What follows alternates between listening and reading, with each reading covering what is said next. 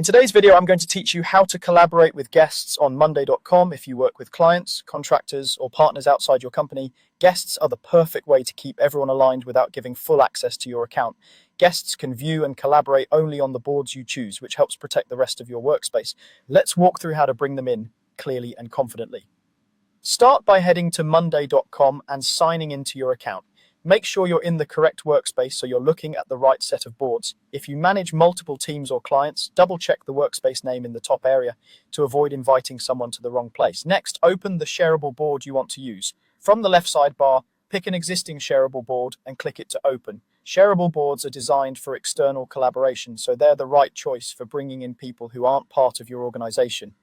If you're comparing options, remember that main or private boards are typically for internal use, while shareable boards are the safest way to work with guests. With the board open, look to the top right and click the invite button. This opens the board's subscriber panel, which is where you control who can access the board. It's your central hub for adding people and seeing who already has access. On the right side, locate the guests area. This section is dedicated to external collaborators and is separate from regular team members. It helps you keep track of who's from outside your company and ensures they only see what they should. As a quick reminder, guests are limited to this board and anything you explicitly share with them, which keeps confidential information elsewhere out of view. Now use the search field to find who you want to invite. You can search by name, team, or email address. If the person is already connected to your account, their name or team may appear as you type. If not, type their email address to target exactly who you want.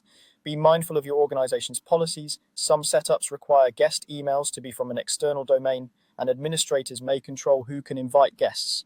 If you don't see the person appear, check the spelling of the email or confirm that guest invitations are allowed for your account.